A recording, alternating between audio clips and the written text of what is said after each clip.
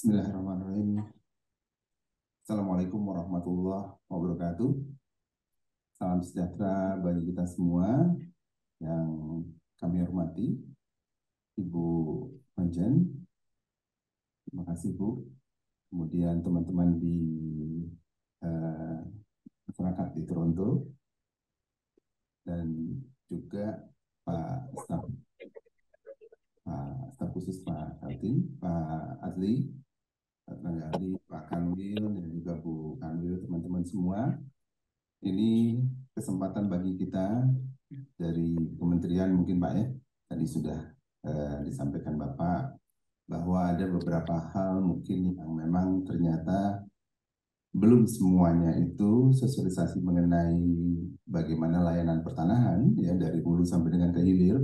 Ini merupakan bagian yang seyogyanya bisa kita coba sampaikan ke teman-teman tidak hanya di Toronto mungkin, tapi di beberapa daerah lainnya di luar negeri, sehingga ada beberapa penyamaan persepsi mungkin Pak, ya kan, ada beberapa hal yang mungkin karena jarak juga pastinya ya, itu juga teman-teman yang kebetulan mempunyai beberapa aset di beberapa ibu kota provinsi di daerah, itu harusnya bisa kita coba jembatani dari kementerian. Mungkin seperti itu, dan kebetulan kita bisa di sini bersama, saya pikir kita bisa nanti coba diskusi lah, paling tidak membuka beberapa hal yang memang nantinya bisa menjadi bagian yang menjadi keuntungan ataupun bisa bermanfaat bagi teman-teman di Toronto terutama.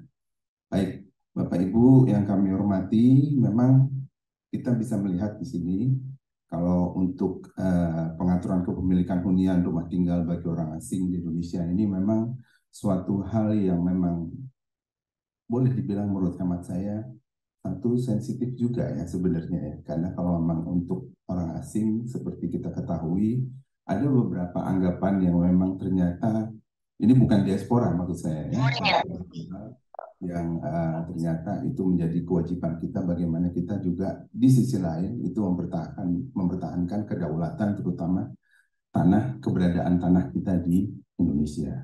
Tapi ini ada beberapa hal yang memang nantinya bisa menjadi suatu terobosan, terutama teman-teman diaspora yang mungkin bisa mendapatkan peluang untuk bisa menata aset lagi di wilayah Republik Indonesia.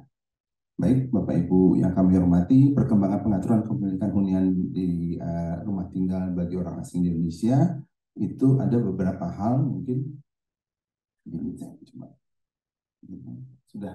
Oke.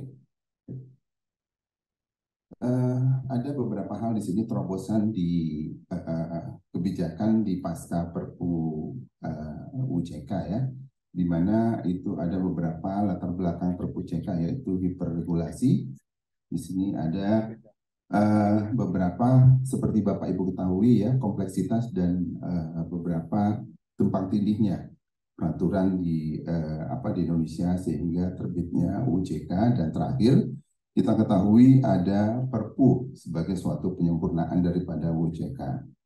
Di sini pembaruan kebijakan pengelolaan pertanahan itu pastinya mencoba menjawab Bapak Ibu ya tantangan percepatan investasi untuk meningkatkan pertumbuhan ekonomi, pemerataan ekonomi, ketahanan ekonomi, daya saing ekonomi, kebutuhan lahan, pemberian hak ruang atas tanah, ruang bawah tanah, serta percepatan pendaftaran seluruh bidang tanah di Indonesia.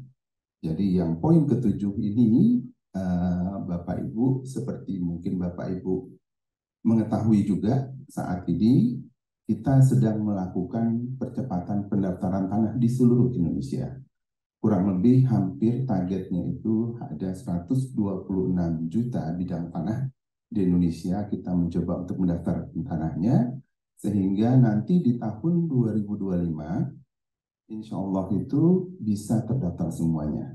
Dan sampai dengan sekarang kurang lebih 106, kurang lebih 106 juta itu sudah kita coba daftarkan dan sudah kita coba petakan, sehingga bagian sisanya ini bisa kita lakukan sehingga target di 2025 insya Allah bisa tercapai. Dan juga ini pastinya Mas minta doanya dan dukungannya Pasti seperti itu.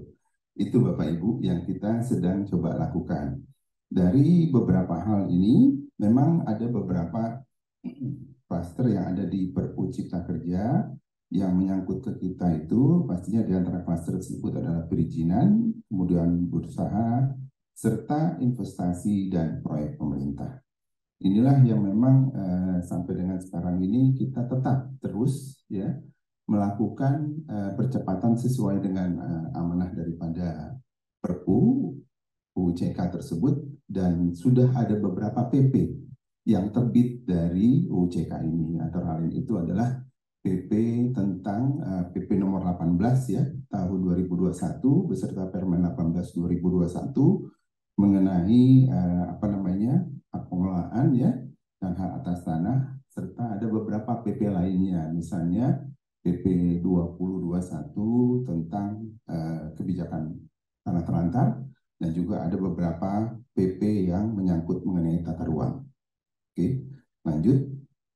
Terobosan kebijakan pasca Perpu CK itu ada beberapa hal yang memang nyata-nyata itu ada menyangkut juga beberapa institusi yang dibentuk ya sesuai dengan amanah UCK, antara lain adalah pembentukan Bank Tanah ya.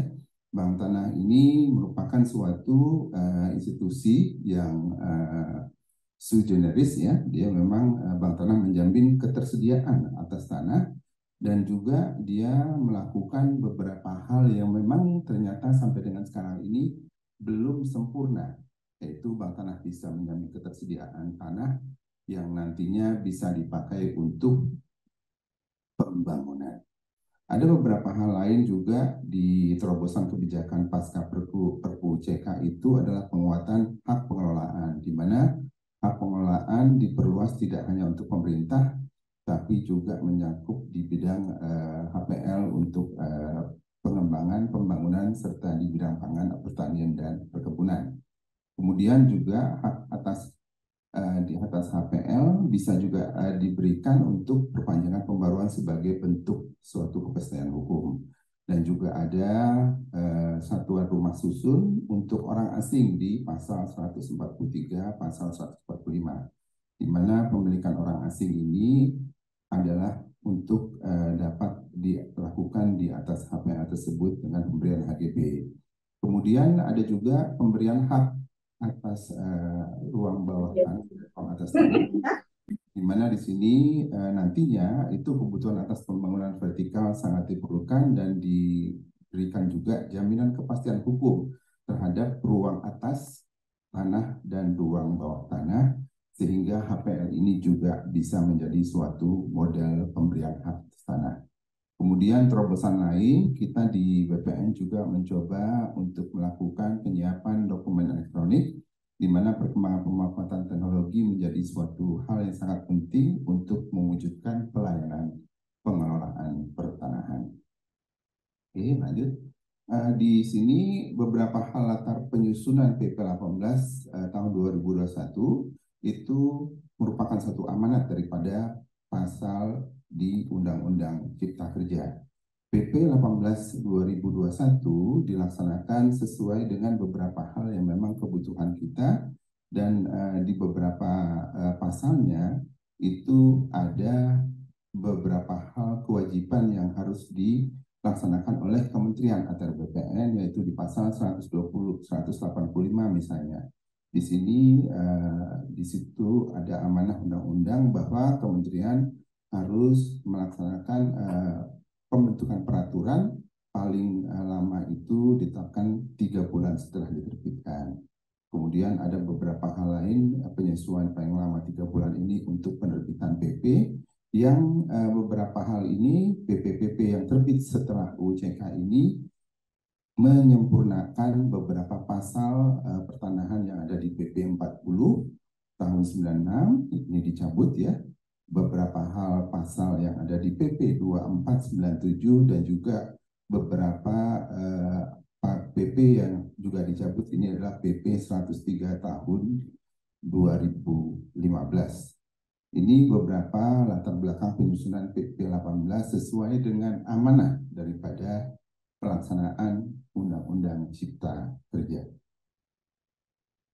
Beberapa hal materi substansi Permen ATR nomor 18 tahun 2021 tentang tata cara penetapan hak pengelolaan atau HPL dan hak atas tanah itu terdapat 8 amanat PP 18 2021, yaitu satu mengenai pengaturan hak pengelolaan, pengaturan HGU, kemudian pengaturan HGB, pengaturan hak pakai, pemberian hak atas pulau kecil dan wilayah perairan, tanah reklamasi, dan juga di sini diatur mengenai hunian rumah tinggal atau hunian orang asing serta perubahan HGB menjadi hak milik.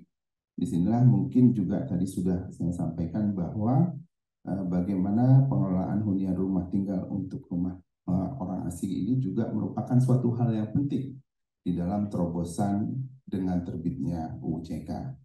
Beberapa hal lainnya di sini juga ada ruang lingkup pengaturan, yaitu persiapan permohonan HPL atas hak atas tanah, tentang tata cara pemberian HPL, tata cara pemberian hak atas tanah secara individual ataupun kolektif, pemeriksaan tanah, tata cara pemberian hak atas tanah secara umum, tata cara izin peralihan hak atas tanah, tata cara pemberian dan batasan atas kepemilikan rumah tinggal atau hunian oleh orang asing, kemudian tanah reklamasi, pemberian hak untuk pulau kecil dan kewajiban penerima HPL dan hak atas tanah serta pengawasan dan pengendalian. Ini beberapa materi substansi dari Permen yang ada, termasuk Permen 18 tahun 2021 mengenai penetapan HPL dan hak atas tanah. Oke, lanjut, beberapa dasar kepemilikan hunian hunian orang asing itu kita bisa lihat kalau secara runtut itu awalnya memang dari Undang-Undang 560 tentang peraturan UPA ya. Kemudian ada Perpu 2022 tentang Cipta Kerja, dan juga pasal 69 sampai dengan pasal 73 di PP 18 2021 tentang HPL, hak atas tanah, sarusun, dan pendaftaran tanah. Kemudian ada pasal 185 tentang beberapa hal mengenai tata cara penetapan HPL dan hak atas tanah. Beberapa hal mengenai catatan yang ada untuk hunian untuk rumah asing, untuk orang asing itu adalah satu, itu adanya ketentuan mengenai rumah tapak, yaitu rumah dengan kategori rumah mewah sesuai dengan ketentuan peraturan perundang-undangan, dan juga satu bidang tanah per orang ataupun keluarga dan atau tanahnya paling luas kurang lebih 2000 meter, serta untuk rumah susun itu dengan kategori rumah susun komersial. Ini yang beberapa hal yang diatur di PP 18 dan juga ada yang sudah dituangkan di dalam pasal di Permen ATR nomor 18 2021. Jadi di sini sudah diatur mengenai ketentuan mengenai orang asing yang mempunyai dokumen keimigrasian yang diterbitkan oleh instansi yang berwenang dapat memiliki rumah tinggal atau hunian. Kemudian dapat diperolehnya rumah tinggal tersebut melalui jual beli, hibah, tukar menukar, lelang, atau cara lain yang dimaksudkan untuk memindahkan hak atas tanah atau hak milik atas satuan rumah susun, di mana di sini WNA bisa dimungkinkan mendapatkan hak pakai di atas tanah negara, hak pakai di atas HPL, hak pakai di atas HPL rumah landed house-nya, kemudian juga bisa untuk tadi hak pakai di atas HGB di atas tanah negara, hak pakai di atas HGB di atas tanah HPL, serta hak pakai di atas HGB di tanah hak milik. Ini beberapa kemudahan yang ada di Permen 18 2021. Oke, lanjut. Terobosan kebijakan pasca Perpu CK kemudahan kepemilikan hunian rumah asing ini adalah di mana definisi orang asing adalah orang yang bukan warga negara Indonesia yang keberadaannya memberikan manfaat, melakukan usaha, bekerja, atau berinvestasi di Indonesia. Kemudian di sini juga sudah tadi saya sampaikan beberapa ketentuan daripada subjeknya. Kalau untuk tadi HMSRS meliputi yang untuk WNI adalah Badan Hukum Indonesia, warga negara asing, badan hukum asing yang mempunyai perwakilan di Indonesia, perwakilan negara asing, dan lembaga internasional yang berada atau mempunyai perwakilan di Indonesia, serta instansi pemerintah. Ini sudah tadi saya sampaikan bahwa beberapa hal tersebut hak pakainya itu bisa saja di atas HPL dan juga di atas tanah negara, kemudian HGB atau hak pakai di atas HPL, dan beberapa kemudahan ini cukup untuk orang asing bisa dibuktikan dengan dokumen keimigrasian seperti visa, paspor, atau izin tinggal. Kemudian lanjut, terobosan kebijakan pasca Perpu CK ini untuk kepemilikan rumah tempat tinggal atau hunian untuk orang asing diberikan dengan batasan, yaitu untuk rumah tapak, rumah dengan kategori rumah mewah sesuai dengan ketentuan peraturan perundang-undangan, di mana satu bidang tanah orang per keluarga dan atau tanahnya paling luas 2.000 meter, serta dapat diberikan dari satu bidang tanah atau luasannya lebih 2.000 meter dengan persetujuan izin dari Menteri. Kemudian untuk rumah ini batasannya dengan beberapa batasan harga minimal. Untuk DKI itu kurang lebih harga minimalnya 5 miliar ya. Banten itu 5 miliar, Jawa Barat 5 miliar, Jawa Tengah 5 miliar, Jawa Timur perolehannya 5 miliar, DI Jogja 5 miliar, dan juga beberapa hal di sini ada seperti Sumatera Utara, Kalimantan Timur ya, kemudian Sulsel, Kepulauan Riau itu 2 miliar, serta beberapa provinsi lainnya itu 1 miliar untuk batasan harga minimal rumah tapak. Kemudian untuk harga minimal satuan rumah susun untuk DKI Jakarta itu kurang lebih 3 miliar, Banten itu 2 miliar, Jawa Barat itu 2 miliar, Jawa Timur 2 miliar, serta Bali 2 miliar, DIY juga 2 miliar, serta daerah lainnya itu 1 miliar. Oke, itu beberapa hal terobosan yang memang sudah ada peraturan menterinya dari Peraturan Menteri Agraria beserta dengan surat edaran dari Dirjen Penetapan Hak. Oke, lanjut. Kebijakan pertanahan untuk diaspora, masyarakat Indonesia di luar negeri atau diaspora adalah warga negara Indonesia serta orang asing yang menetap dan atau bekerja di luar negeri. Orang asing adalah orang yang bukan warga negara Indonesia yang mencakup ex warga negara Indonesia, warga negara asing yang orang tua kandungnya warga negara Indonesia yang menetap dan atau bekerja di luar negeri sesuai dengan ketentuan di dalam Perpres 76 tahun 2017 tentang fasilitas bagi masyarakat Indonesia di luar negeri. Nah, ini beberapa hal di sini seperti memiliki properti itu dapat dimungkinkan untuk rumah tapak, di mana pembelian properti dapat menggunakan visa, paspor, ataupun kartu masyarakat Indonesia di luar negeri. Juga termasuk di sini untuk pembelian rumah susun yang seperti tadi saya sampaikan, di atas hak pakai terhadap juga di atas hak pakai di atas HPL dan juga hak pakai di atas hak guna bangunan dan juga hak milik. Bapak Ibu yang kami hormati, ada beberapa hal kementerian sudah mencoba untuk bisa nantinya membuat peralihan itu tidak lagi manual, tapi bisa melalui peralihan secara elektronik. Ini sudah kita coba lakukan, karena beberapa hal ini teman-teman dari PPAT melalui satuan organisasinya IPAT ya, kita sudah mencoba mensosialisasikan, dan juga di kami di internal kita juga mencoba untuk membangun beberapa pelayanan secara elektronik, terutama peralihan elektronik, di mana nantinya PPAT itu juga akan kita coba lakukan penyiapan sosialisasinya, sehingga mereka bisa nantinya melayani teman-teman daripada masyarakat yang nantinya itu bisa secara baik melakukan peralihan secara elektronik.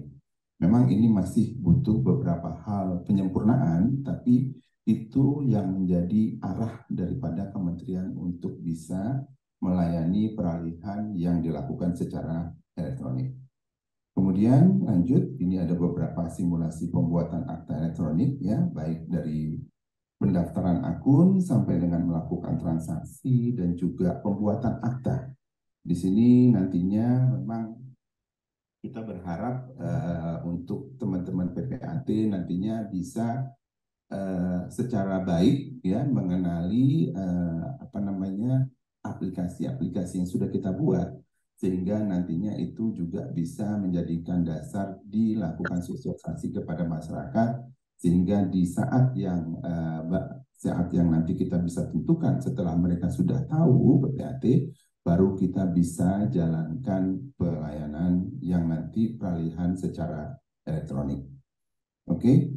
Ini ada juga akte PPAT elektronik ya. Di sini ada beberapa hal yang memang mendasari, baik di Undang-Undang ITE, di pasal 147 di OJK, serta beberapa perubahan di Undang-Undang 30 2014. Kemudian ini mungkin beberapa hal yang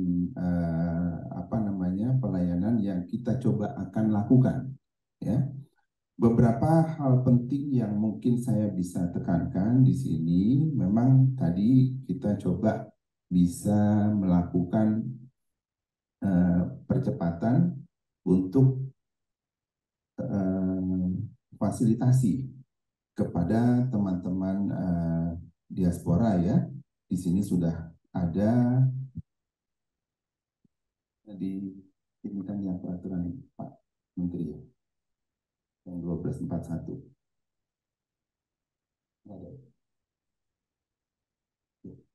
Ada. Jadi kami di kementerian, Bapak Ibu yang kami hormati, ada Kepmen, Menteri Agraria, Tata Ruang, Kepala Badan Pertanahan Nasional, nomor 1241, SKHK 02/9/2022 tentang perolehan dan harga rumah tempat tinggal hunian untuk orang asing ya, yang isinya itu yang sudah tadi saya sampaikan di beberapa slide, bahwa memutuskan keputusan Menteri Agraria, Tata Ruang, Kepala Badan Pertanahan Nasional tentang perolehan dan harga rumah tempat tinggal hunian untuk orang asing, di mana di sini nantinya itu rumah tempat tinggal ataupun hunian untuk orang asing terdiri dari rumah tapak dan atau satuan rumah susun, dan dapat diwariskan kepada ahli waris yang memenuhi syarat dalam hal orang asing meninggal dunia, dijadikan jaminan utang dengan dibebani hak tanggungan, dan C beralih dan atau dialihkan kepada pihak lain. Beberapa hal ketentuan di Kepmen ini juga mengatur yang seperti tadi saya sampaikan, beberapa ketentuan harga minimal kurang lebih di DKI yang tadi ada 5 miliar, Banten, dan di beberapa provinsi lainnya. Dan ini merupakan suatu hal yang memang menjadikan suatu terobosan dari kementerian untuk bisa memfasilitasi layanan untuk teman-teman diaspora. Batasan harga minimal tersebut dikenakan 75% dari harga rumah tapak atau satuan rumah susun sebagaimana dimaksud pada ketentuan tersebut. Dan beberapa hal ini sudah juga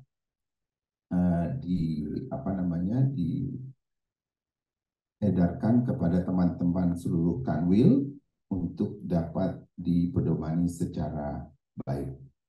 Mungkin beberapa hal tersebut yang bisa saya coba sampaikan kepada Bapak Ibu. Jadi intinya satu, bahwa ATR BPN itu saat ini itu sedang melaksanakan percepatan pendaftaran tanah ya sampai dengan 2025 di mana seluruh bidang tanahnya 126 juta bidang tanah diharapkan itu bisa kita daftarkan.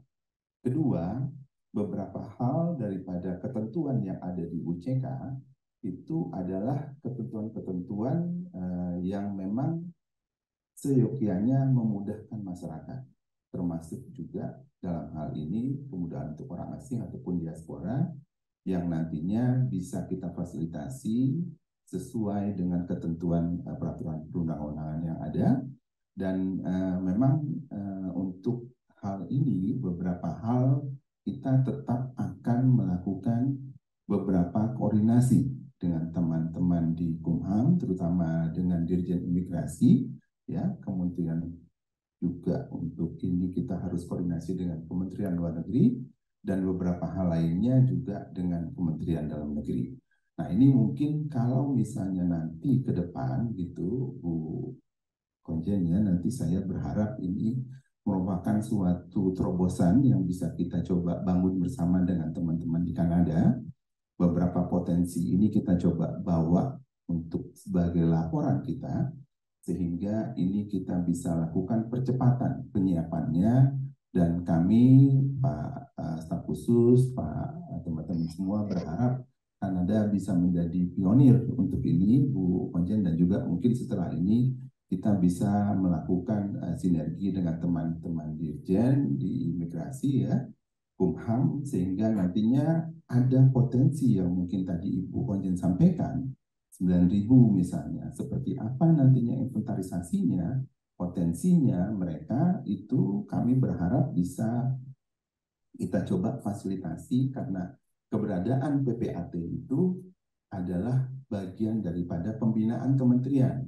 Sehingga nanti itu kita bisa, kalau memang ada teman-teman diaspora yang memang sudah berkeinginan untuk bisa mendapatkan aset di Indonesia, itu kita coba fasilitasi sehingga PPAT tersebut bisa memfasilitasi daripada keberadaan peralihan tersebut kalau sudah ada ya nanti, dan juga beberapa hal pengamanan aset daripada potensi yang memang menjadi bagian keinginan daripada teman-teman di diaspora. Saya seperti itu yang mungkin kita bisa coba lakukan ke depannya, dan mungkin setelah ini kita bisa juga saling interaksi untuk bisa diskusi dan mendapatkan ya potensi seperti apa kebutuhan layanan pertanahan yang memang bisa kita coba fasilitasi, tidak sekarang, tapi pastinya kita bisa memberikan masukan sehingga nanti itu bagian untuk kita bisa lakukan percepatan. Mungkin demikian sementara dari saya, beberapa hal yang bisa saya coba sampaikan kepada Bapak Ibu. Setelah ini kita bisa coba buka diskusi dan saya kembalikan kepada Mas Anto. Terima kasih Bapak Iskandar Syah. Mari kita berikan aplaus kepada Pak Iskandar Syah. Penjelasan yang sangat komprehensif Pak, dan mungkin menjawab ya sebagian dari rasa penasaran kita tentang ketentuan mengenai kepemilikan hunian bagi WNA ini. Untuk sesi tanya jawab mungkin kita pertama berikan prioritas dulu untuk Bapak dan Ibu yang hadir langsung di KJRI, 3 pertanyaan. Nanti setelah itu kita juga bisa membuka pertanyaan untuk Bapak-bapak dan Ibu-ibu yang hadir melalui Zoom. Pertanyaan bisa disampaikan melalui kolom chat pada akun Zoom yang sekarang sedang menayangkan talk show ini.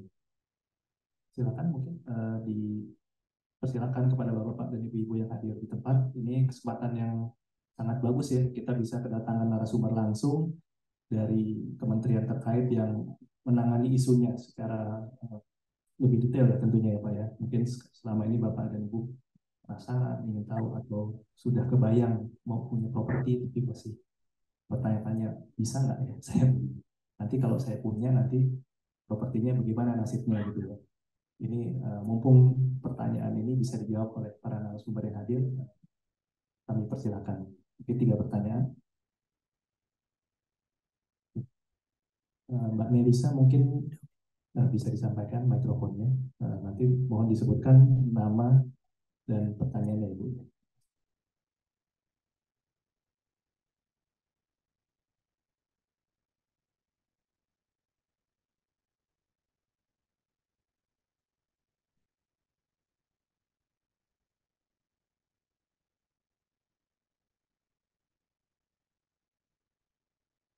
Assalamualaikum warahmatullahi wabarakatuh. Nama saya Dika Sumardiani, perwakilan dari masyarakat Islam Toronto. Saya ini saya boleh tanya 3 pertanyaan atau 1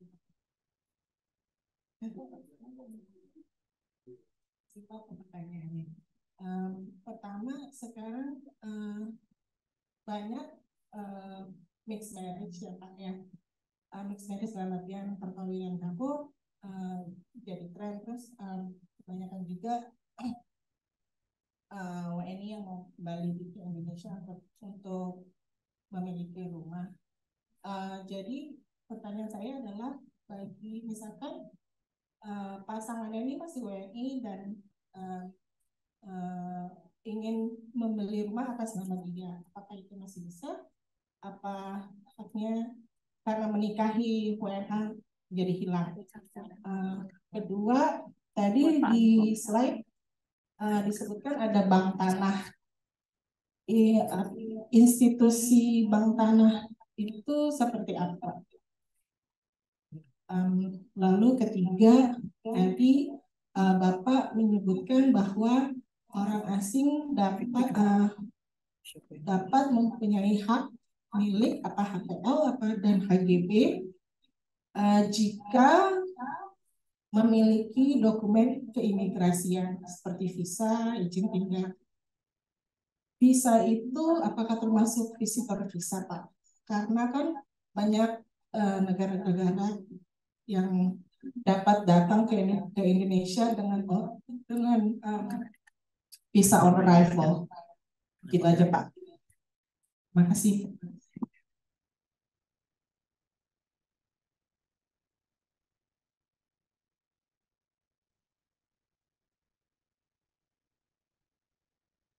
Ada 3 pertanyaannya.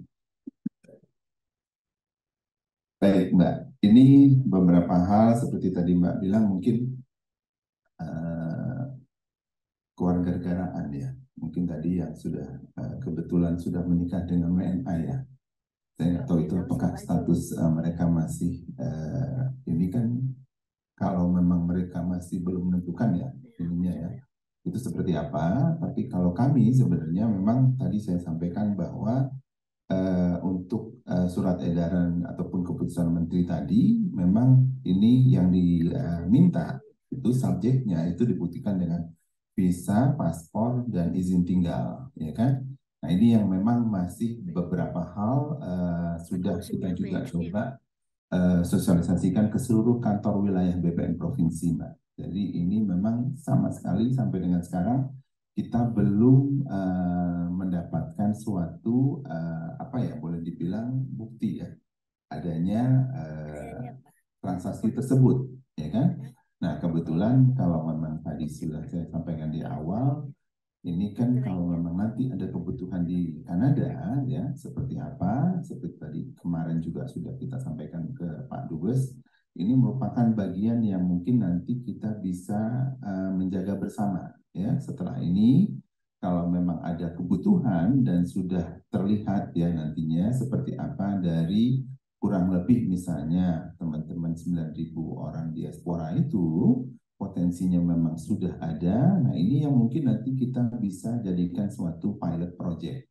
Yang pilot projectnya ini sesuai dengan ketentuan peraturan perundang-undangan. Kalau di kita sebenarnya ketentuan subjek itu pastinya tadi yang disampaikan di awal bahwa sesuai dengan apa namanya keputusan menteri itu adalah visa, paspor ataupun izin tinggal, Mbak. Nah ini apakah teman-teman di imigrasi juga mereka sudah memberikan lampu hijau seperti ini. Nah ini nanti yang mungkin tadi saya sampaikan di awal, kita harus duduk bersama, ya kan? Seperti apa? Dan juga ini merupakan suatu potensi yang seharusnya bisa kita layani kalau dari kementerian gitu ya. Karena kan subjek itu kan pastinya dia memang benar-benar bisa melakukan apa ya boleh dibilang secara ini capable ya untuk melakukan tindakan hukum. Nah ini yang harus kita lihat. Tapi kalau di Kemen, keputusan menteri itu ditentukan yang tadi diminta adalah visa, paspor, ataupun izin tinggal. Jadi mungkin ini kita perlu dalami lagi seperti apa nantinya ke depan dengan teman-teman di imigrasi, Mbak. Ya kan, seperti apa kita bisa duduk bareng juga teman-teman di Kemenlu ya Bu ya. Seperti apa sehingga nanti jangan sampai kementerian juga tidak mau adanya overlap kebijakan. Ya, ini yang kita harus jaga. Mungkin setelah ini kita akan seriusi seperti apa dan berharap kami, Bu Onjen, kami juga mendapatkan data-data tersebut sebagai suatu bagian untuk kita bisa pilot project-kan, ya kan? Seperti layaknya beberapa hal kegiatan pelayanan pertanahan, itu kan perlunya simulasi dan juga perlunya kehati-hatian, Mbak.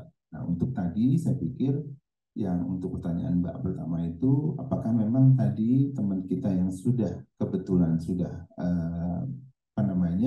melakukan perkawinan yang memang tadi, ya apakah dia masih statusnya masih WNI? Nah itu mungkin sih harusnya kalau untuk WNI harusnya mereka bisa ya untuk bisa melakukan tadi perolehan tanah di Indonesia. Tapi apakah beberapa hal tersebut balik lagi dengan undang-undang perkawinan seperti apa nantinya itu harus dilihat.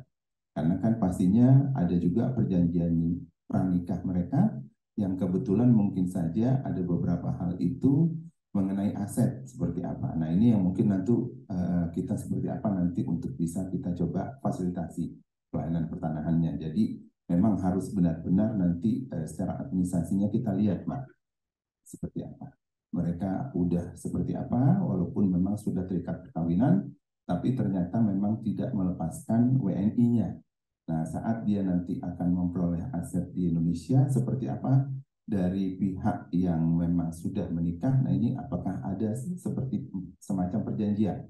Nah, itu kita harus melihat juga keinginan mereka seperti apa.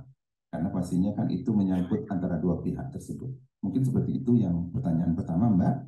Kalau untuk yang bank tanah, itu memang UCK itu sudah ada penerbitan PP nomor 64 tahun 21 ya. Di situ Bank Tanah ini merupakan suatu institusi sui generis ya yang memang beberapa hal ini di sini ada boleh dibilang suatu jembatan. Jadi dia merupakan suatu badan yang akan menyediakan tanah untuk pembangunan. Itu satu. Tanah pembangunan ini berasal dari beberapa hal, misalnya saja tanah terlantar. Nah ini tanah terlantar di Indonesia, teman-teman semua, itu banyak terjadi di beberapa daerah, ya badan-badan usaha itu tidak memanfaatkan bidang tanahnya secara baik yang memang sudah diberikan atas tanahnya. Yang paling banyak itu adalah HGU. HGU di beberapa provinsi di seluruh Indonesia, termasuk juga ada di Kalimantan Timur, itu kurang lebih sampai ada yang sekarang ini di dekat dengan IKN, itu sudah pernah kita berikan kepada bank tanah hampir 4.300 hektar. Dan di beberapa daerah lainnya, ini bank tanah yang sudah dibentuk ini merupakan suatu penyeimbang untuk melakukan penyempurnaan kebutuhan pembangunan ya terhadap tanah. Jadi dia mempunyai suatu fungsi untuk menyempurnakan kebutuhan pemerintah terhadap tanah untuk pembangunan. Tidak hanya itu, Bank Tanah juga melakukan penyiapan beberapa kegiatan untuk misalnya reforma agraria ataupun kalau misalnya Bapak Ibu ketahui itu reforma agraria itu sampai dengan sekarang sudah dilaksanakan oleh Kementerian Agraria, Kementerian ATR BPN.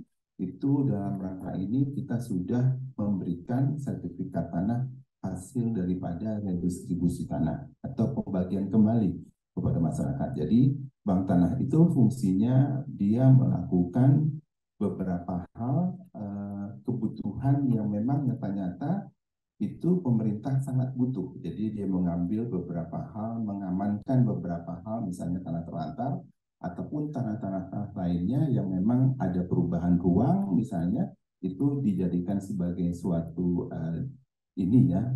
slot database tanah yang memang nantinya itu bisa dilakukan distribusi ulang kepada pemerintah ataupun pemerintah provinsi ataupun pemerintah kota sesuai dengan kebutuhan pembangunan. Itu yang bisa saya sampaikan mengenai bank tanah. Sampai dengan sekarang mereka tetap terus melaksanakan fungsinya, dan di situ ada peran Kementerian ATR BPN, ada peran Kementerian Keuangan, beserta dengan peran daripada Kementerian PUPR. Itu yang bisa saya sampaikan.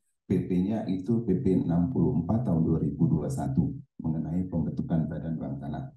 Kemudian tadi yang terakhir pertanyaan Mbak itu mengenai WNA ya.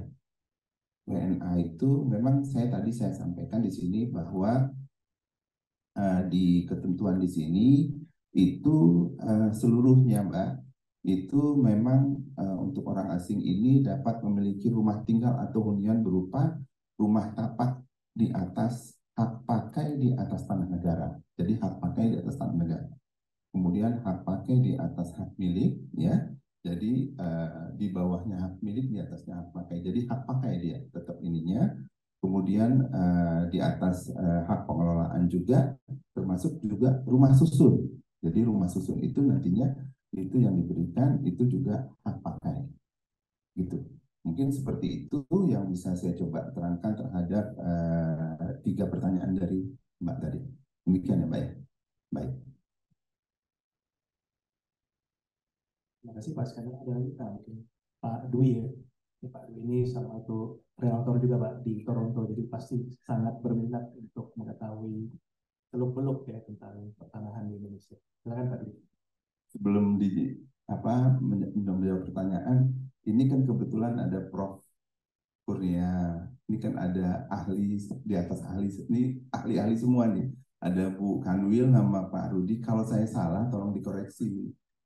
Iya. Ya Pak Sartin ya.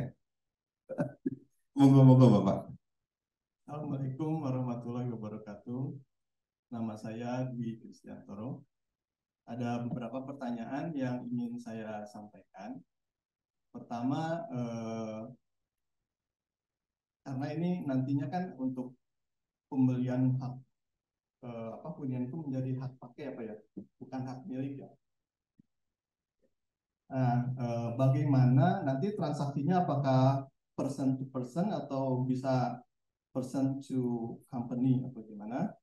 Nah, kemudian bagaimana pengawasan dari pemerintah sendiri untuk menghindari misalnya jika terjadi peningkatan hunian yang dibeli oleh WNA, ini nanti bagaimana jika hal itu meningkat, bagaimana pengawasan pemerintah dalam menangani misalnya nanti persaingan harga untuk masyarakat Indonesia sendiri.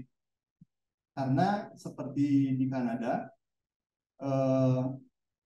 itu juga terjadi untuk foreigner sejak Januari 1, 2023. Foreigner ini yang tidak ada izin tinggal tidak boleh memiliki properti di Kanada. Karena terjadi persaingan harga itu, harga meningkat, jadi masyarakat Kanada jadi agak susah untuk membeli properti gitu ya. Nah itu juga mungkin yang ingin saya tanyakan nanti, bagaimana jika hal itu terjadi meningkat di Indonesia, bagaimana dengan pengawasan dari pemerintah sendiri, misalnya kalau tadi juga ada dibatas ya Pak ya, harus 5 miliar. Nah itu bagaimana pengawasannya jika ada orang atau company bisa menjual atau menyewakan di harga di bawah itu, bagaimana pengawasan dari pemerintah sendiri. Itu saja mungkin Pak.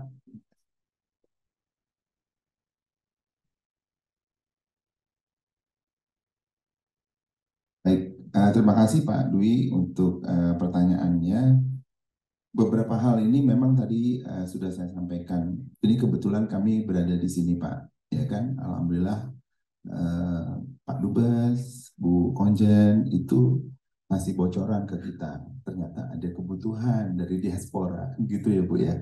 Jadi ini yang harusnya kita tangkap sebagai usaha untuk percepatan pelayanan dari kementerian kami, Pak Dwi ya. Beberapa hal tadi yang saya sampaikan itu memang secara aturan dari kementerian sudah ada, Pak. Tadi yang saya sampaikan di awal di presentasi saya, di situ bisa dimungkinkan bahwa beberapa hal seperti subjek tersebut memiliki visa, paspor, ataupun izin tinggal itu bisa layak untuk mendapatkan aset di Indonesia.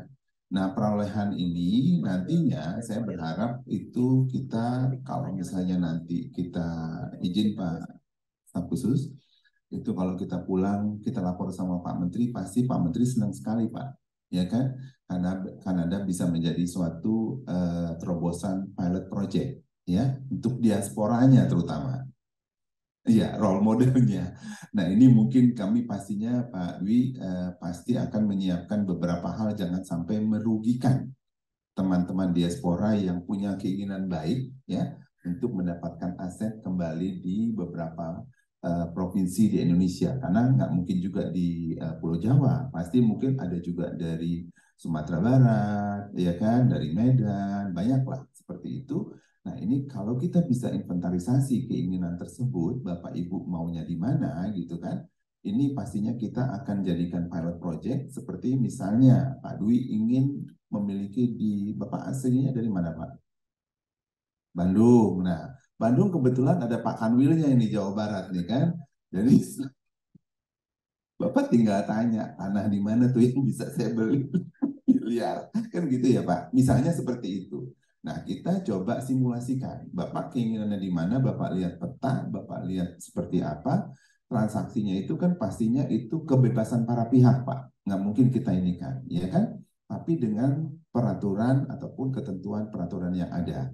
Nah, setelah itu nanti kita akan coba bantu melalui Kanwil, kantor pertanahannya. Misalnya di sini kan ada akan nih ya Pak Kepala Kantor. Nanti kita cek bidang tanah tersebut karena Bapak merupakan bagian daripada role model untuk kita pilot project.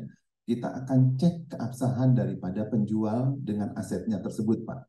Oh bermasalah atau enggak. Sehingga mengamankan. Jangan sampai diaspora ini nanti ke depannya itu sudah keluarkan duit banyak tapi ternyata rugi gitu loh. Ya kan? Masuk mafia tanah, masuk segala-gala lah. Nah ini harus kita amankan Pak, dan itu sudah kami pikirkan Pak. Jadi itu harusnya kita coba lakukan, sehingga pengamanannya daripada pengamanan asetnya, kemudian nanti juga dari PPAT-nya. PPAT-nya itu merupakan binaan dari Kementerian Pak Dwi. Nah nanti kita carikan PPAT yang benar, yang tidak neko-neko, seperti itu. Nanti kemudian sampai transaksinya Pak, itu kami juga nantinya pengennya, kalau izin Bu Konjen, keabsahan apapun daripada Pak Dwi misalnya, itu bisa nggak dilegalisir sama Konjen ataupun KBRI, sehingga itu merupakan keabsahan daripada subjek tersebut. Itu bisa menjadi bagian yang memang nantinya kita bisa koordinasikan Pak Dwi. Itu yang kemudian juga nanti dengan teman-teman imigrasi kita juga harus lakukan sinkronisasinya Pak. Jadi ini kalau misalnya nanti sudah jadi bagian, itu merupakan bagian yang utuh daripada pengendalian dan pengawasan terhadap transaksi untuk teman-teman diaspora. Seperti itu Pak. Itu yang kita inikan. Nanti setelah ini kita akan coba segerakan bisa lapor ke Pak Menteri dan bisa koordinasi dengan teman-teman instansi terkait. Demikian Pak, ininya Pak. Apa simulasinya yang kita coba lakukan. Saya pikir gitu Pak Dwi. Baik.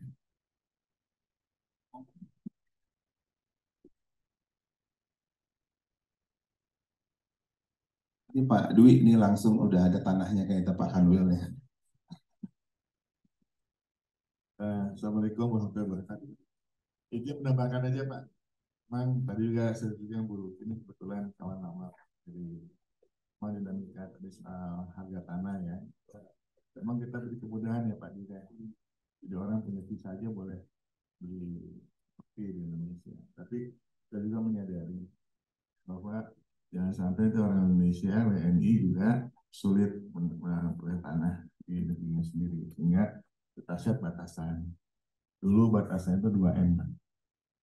Dengan peraturan yang baru kita naikkan jadi 5M.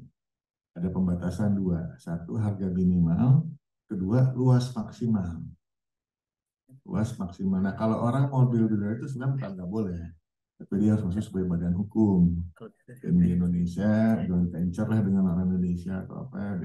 Kalau dia baru boleh kan ya Pak ya, beli properti yang lebih dari 1 hektar pun boleh, sepanjang dia punya izin, punya KKPR, punya izin usaha, kemudian juga kalau PMA persetujuan PMA-nya ada. Tapi kan ini kita bicara tentang orang asing sebagai perorangan yang, mohon maaf ini Pak ya, bukan sebagai badan hukum. Jadi sebetulnya kalau mau lebih bisa, jadi dia badan hukum mengikuti aturan yang berlaku, kita beri KKPR juga. Nah, sehingga mudah-mudahan dengan cara seperti ini kita bisa menghindari, di satu sisi kita membuka peluang orang asing untuk bisa memiliki properti. Karena kalau nggak dibuka juga masalah. Saya kebetulan pernah kami di Bali. Dulu karena nggak dibuka, karena Pak, nanti ada penyelundupan hukum. Orang Bali dinikahi cuma sekedar bisa beli properti. Akhirnya udahnya jadi masalah, Pak. Nomini itu banyak sekali di Bali dan masuknya juga banyak. Nah ini yang mohon maaf akhirnya jadi, mohon maaf, ya, masuk jadi akhirnya masalah jadi banyak juga Pak. Ada yang tadi mohon maaf ini hanya sekedar beli properti akhirnya ditinggal tapi akhirnya jadi masalah.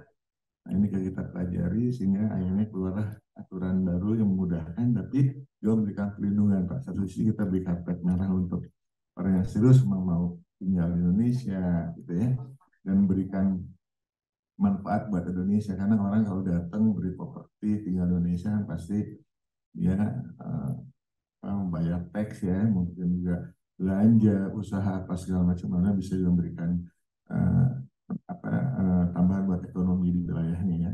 Di satu sisi kita juga menjaga supaya anak bangsa tetap bisa memperoleh properti di tanah dengan cara yang saya kira proporsional. Mungkin itu Pak, barangkali jalan tanya dan juga bantu memberikan penjelasan kenapa Toto riset 5 miliar. Sebenarnya dulunya nggak segitu Pak. Tapi kita berarti perkembangan harga ya Pak. Aturan lama boleh cuma 2 miliar saya di Bali ya. Sekarang semua di set Bali, Jawa itu 5 miliar, provinsi lain ada yang 3 miliar, ada 2 miliar, mungkin berapa.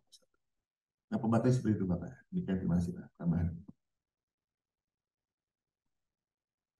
Terima kasih Pak Rudi. Tadi ada request juga pertanyaan mungkin dari Pak. Ada yang mau ditambahkan?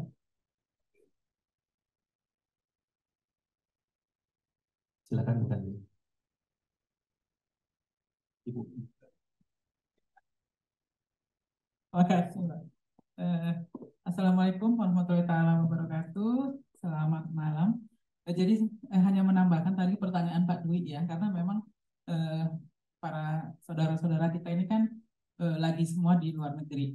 Tadi yang dipertanyakan WNI ya Pak Dwi ya. Jadi apakah bisa transaksinya person to person? Jadi person to person kalau memang pengembangnya misalnya adalah personal. Bisa juga person to company kalau pengembangnya adalah badan hukum, perseroan terbatas misalnya.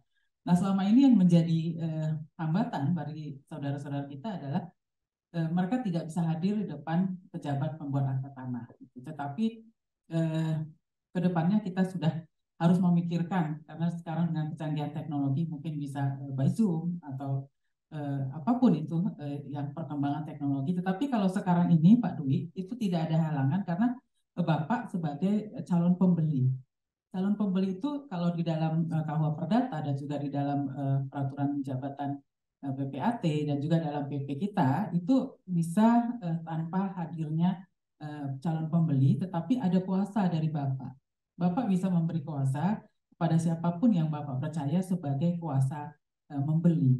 Kalau dalam KUH Perdata untuk calon pembeli itu bisa kuasa lisan, tapi kita kan untuk era sekarang tidak mungkin, jadi tetap kuasa notaril. Misal Bapak memberi kuasa notaril dari sini diverifikasi, divalidasi oleh Bu Konjen, itu bisa menjadi dasar Bapak tidak perlu hadir di misalnya di Bandung gitu ya. Itu yang selama ini terjadi gitu. Nah, kalau untuk tadi pertanyaan, memang kalau WNI kita masih bisa membeli hak milik Pak. Tapi kalau memang untuk saudara-saudara kita yang diaspora di luar WNI itu memang tidak bisa untuk hak milik.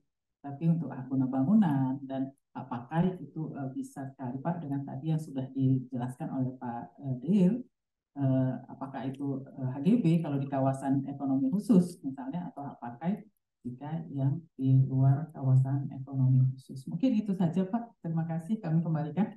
Mungkin ada dari tambahan Pak Prof, kami persilakan. Izin Pak Dir. Terima kasih. Assalamualaikum warahmatullahi wabarakatuh. Selamat malam, salam sehat sejahtera kita semua. Memang ini bagi kampus ya, saya pernah di kampus mengajarkan hukum agraria, masuk di S1 maupun di sekolah untuk jadi notaris. Jadi juga kami banyak studi-studi yang terjadi. Itu pertanyaan dari Bu Prita tadi, itu memang satu pertanyaan yang hari ini sangat banyak dibutuhkan oleh. Jadi yang pertama tadi seperti yang Pak Budi sampaikan, memang hukum agraria Indonesia itu sejak tahun 60 itu Pak Joni ya, itu semangat nasionalismenya tinggi gitu ya. Jadi salah satu azas dalam hukum agraria itu adalah nasionalisme. Nasionalisme itu artinya mengutamakan kepentingan warga negara Indonesia bila dibandingkan dengan kepentingan orang asing. Itu maksudnya nasionalisme itu. Tetapi dia bukan anti orang asing. Jadi dia bukan anti orang asing. Orang asing boleh, jangankan diaspora gitu ya. Orang asing yang tidak diaspora pun tidak ada larangan. Jadi sangat terbuka. Tetapi hak yang diberikan kepada orang asing tadi itu tidak mesti hak milik. Alasannya apa? Karena kalau dia bukan orang Indonesia, sudah pasti dia tidak akan selamanya di Indonesia. Hak milik itu pengertiannya adalah hak yang selamanya, turun-temurun. Jadi tidak putus haknya. Jadi logikanya orang yang bukan orang Indonesia itu yang butuh tanah di Indonesia adalah orang yang punya kepentingan di Indonesia.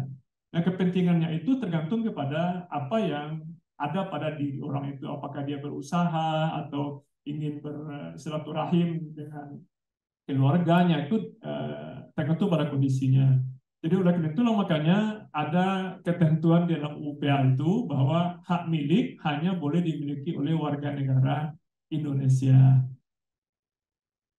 Pertanyaan berikutnya yang muncul adalah bagaimana dengan orang Indonesia yang menikah dengan orang asing. Nah, dalam hukum Indonesia itu namanya perkawinan campuran. Perkawinan campuran yang dimaksud itu adalah dia menikah dengan orang asing tapi terdaftar di Indonesia. Jadi Bu Prita tadi ya, perkawinan yang tadi disampaikan itu terdaftar di Indonesia. Berarti nanti ibu warga negara kita itu terdaftar sebagai warga negara yang melakukan perkawinan campuran, yaitu salah satunya warga negara asing. Nah, pertanyaannya itu adalah apakah dia boleh membeli hak milik? Kalau membeli hak pakai boleh, Bu. Hak pakainya sekarang sudah 30 tahun. Bisa lebih panjang 20 tahun, sudah 50 tahun, Pak. Jadi dengan 50 tahun, kebutuhan 50 tahun seumur kita sekarang ini, itu tidak perlu hak milik. Dengan hak pakainya cukup kok. Nah, sekarang kalau hak milik, akan begitu kalau hak milik. Kalau dia ingin membeli hak milik, bagi yang warga negara Indonesia yang melakukan perkawinan campuran itu jalan keluar sekarang sudah ada. Mahkamah Konstitusi itu sudah mengamandemen undang-undang perkawinan kita. Dulu undang-undang perkawinan itu, Undang 174 itu mengatakan hanya boleh membuat perjanjian pembagian harta itu saat dia menikah. Setelah menikah tidak boleh lagi. Nah, itulah yang diamandemen. Itu pemohonnya adalah orang Padang tuh. Orang Padang pemohonnya. Dan iya, jadi ada orang Padang menikah dengan orang Hong Kong ya, orang Hong Kong, terus suaminya orang Hong Kong, terus dia membeli tanah, ditolak oleh notaris PPAT, nggak bisa Bu, karena suami ibu orang itu gimana ini nikahnya? Nah, gara-gara itu kepentingan saya sebagai orang Indonesia itu dirugikan, maka digugatnya ke Mahkamah Konstitusi. Mahkamah Konstitusi mengabulkan gugatannya sehingga sekarang orang Indonesia yang melakukan perkawinan campuran itu dapat membuat perjanjian pemisahan harta dengan akta notaris yang mengatakan begini, harta dalam bentuk tanah itu milik yang WNI saja.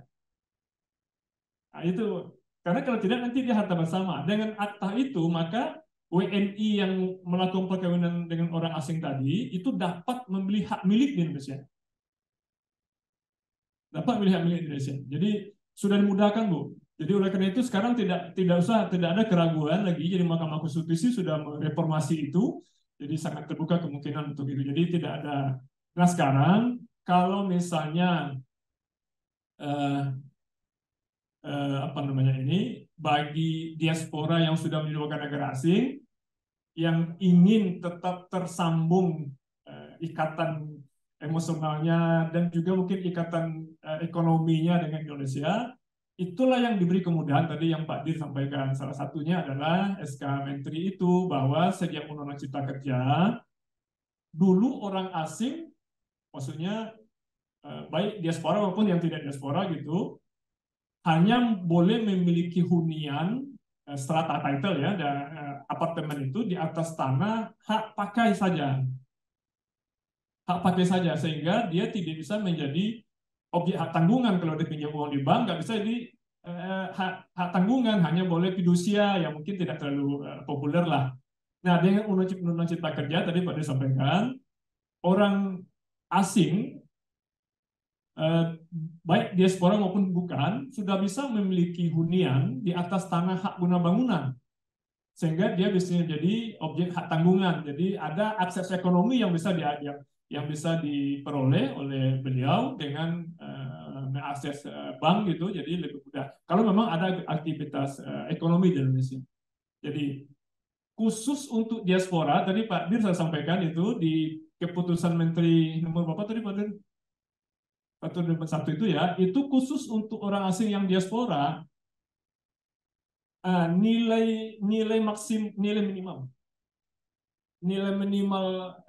hunian itu 70%, 75%. Jadi tidak seperti orang asing yang tidak diaspora. Jadi itu salah satu afirmasi ya bagi diaspora. Jadi oleh karena itu saat ini menurut kami hukum agraria Indonesia ini walaupun masih mengatakan bahwa hanya warga negara Indonesia saja yang boleh memegang hak milik Indonesia, tapi bagi orang asing apalagi diaspora itu sudah sangat terbuka. Namun sekarang tentu jangkauan pelayanannya itu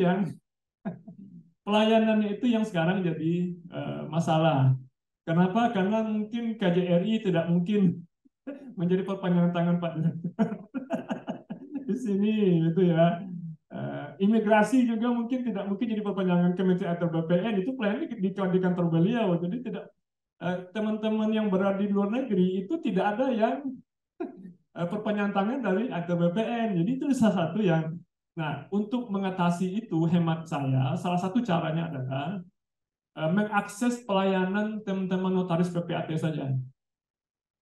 Jadi nanti Bapak Ibu yang melakukan transaksi di bidang pertanahan hunian dengan di Indonesia, di mana yang kami misalnya di Surabaya, bisa sering di Surabaya ini, itu cukup berhubungan dengan siapa akan melakukan jual di situ, lalu minta bantuan notaris PPAT yang membantu kita, karena memang dengan akta notaris itu dia aktanya akta otentik, jadi pelayanannya di pertanahan itu tinggal balik nama cepat gitu ya, dan memang ada jasanya.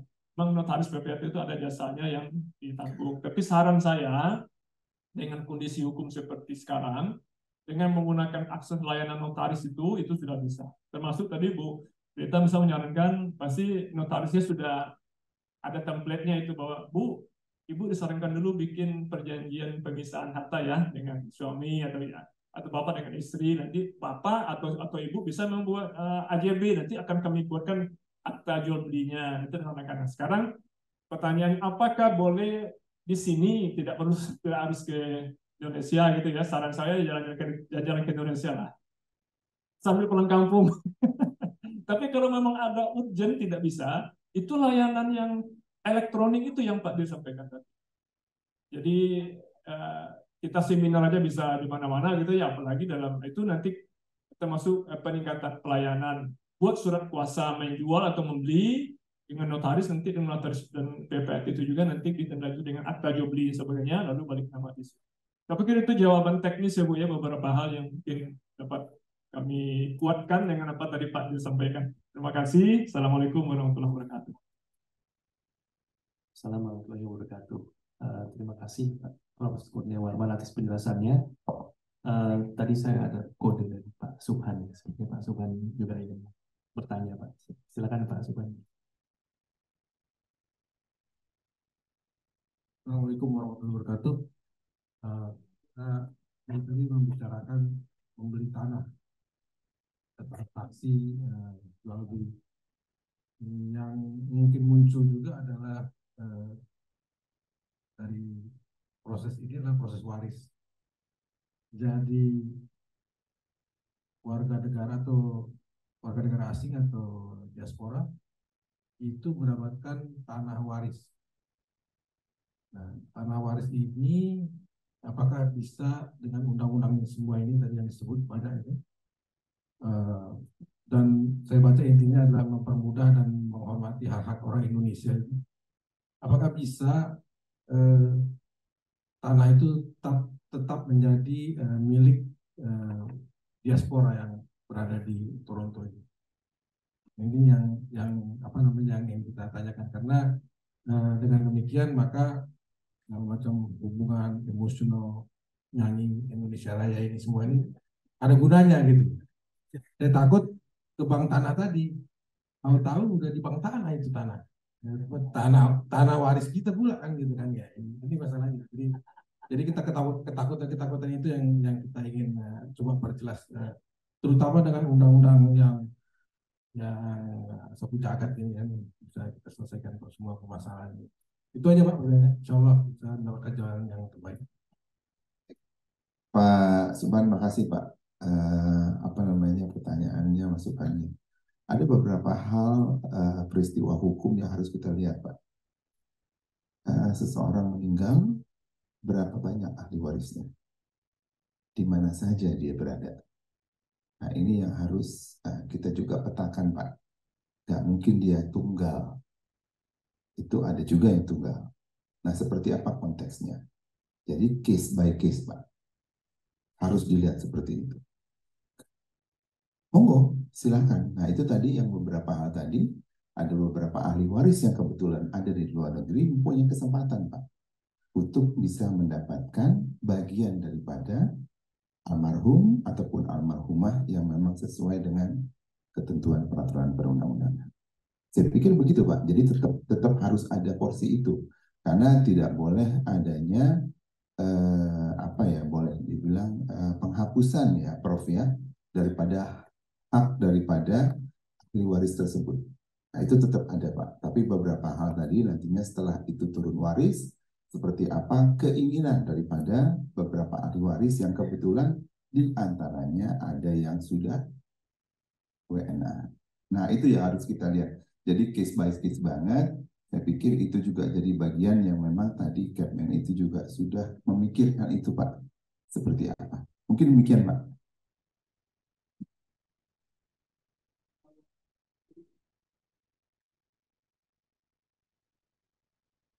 Ya. Saya dengar referensinya dari Pak Prof bahwa hak milik itu masih tetap bisa dipertahankan. Case by case, kalau what is the reason untuk mempertahankan itu kan ada beberapa hal kan. Jadi hak milik ya, saya bicara hak milik bukan bicara hak yang lain-lain. Hak milik tadi kan Bapak bicara Pak Prof bicara hak milik. Jadi saya pikir alhamdulillah kalau gitu kan. Mungkin aja kita warga negara asing berdarah Indonesia, menyanyi Indonesia Raya itu masih punya hak, masih ada kemungkinan punya hak milik tanah di Indonesia. Betul Pak ya? Nah, jadi alhamdulillah kalau memang masih ada kemungkinan itu, kalau Pak kita gugat juga nanti ke MK. Monggo Bos. Pak Prof mungkin mau menjelaskan tambahan, silakan. Yang ini ahli warisnya memang kebetulan sudah WNA. Ya,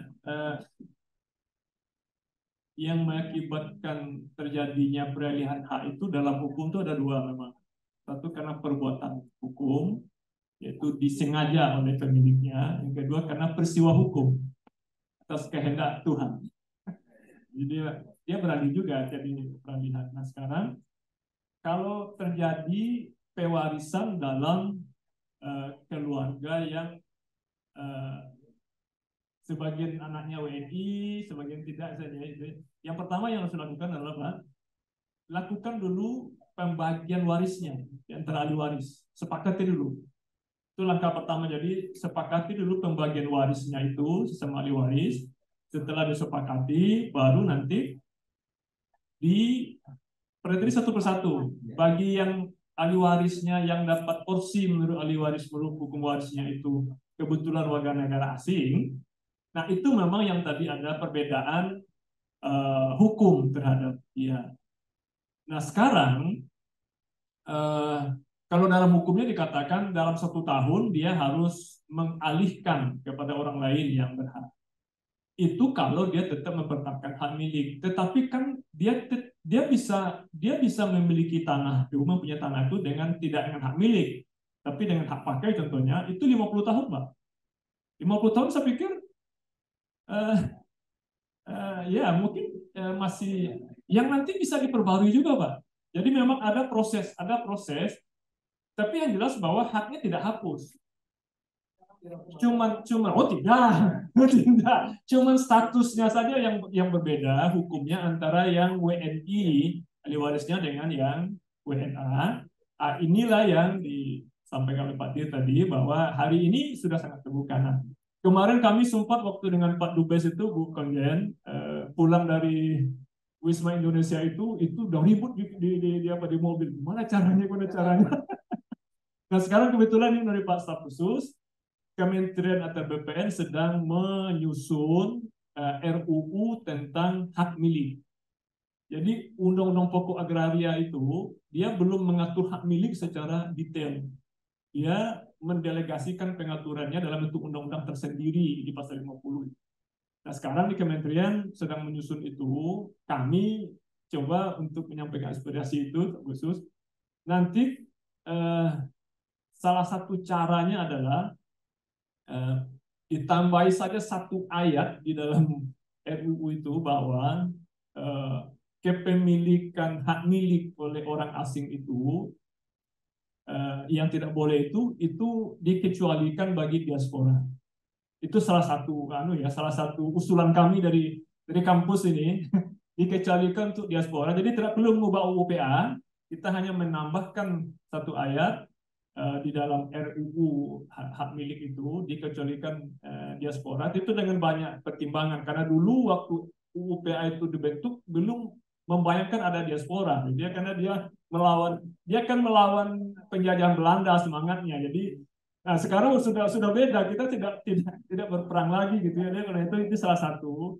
Kalau nanti ini bisa dipertimbangkan Pak Dir, mungkin bisa didiskusikan Pak Stafsus ya, bahwa ini adalah oleh-oleh yang kami bawa dari Kanada. Mudah-mudahan. Ya, amin. Makasih Pak Tuhan ya. Assalamualaikum warahmatullahi wabarakatuh. Ini Pak. Selamat malam, nama saya Joni. Ini saya pertanyaan mengenai beli properti untuk tujuan mendapatkan kita. Jadi izin tinggal tetap. Saya kurang begitu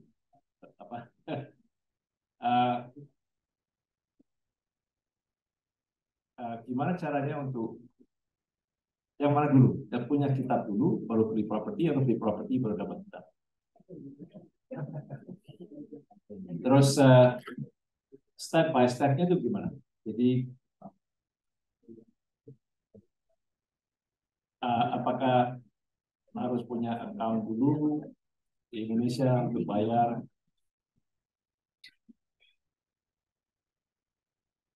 Dan pertanyaan lain, ada beberapa pertanyaan yang sudah, mungkin pertanyaan saya sudah dijawab, cuman saya tanya dengan cara lain. Mengenai tidak bisa hadir untuk beli itu, apakah kita bisa pakai public notary di sini? Kontak public notary di Indonesia. Terus nggak perlu hadir. Kalau saya dengar kalau bisa konsulat bisa fasilitas untuk certified untuk ya orang yang betul. Dan mengenai peralihan aset uang waktu pembayaran. Jadi kalau ada step by stepnya, caranya begini, step 1, step 2, step 3. Jadi nggak perlu banyak pertanyaan lagi. Jadi, this is how you do it. Terutama untuk tujuan kita.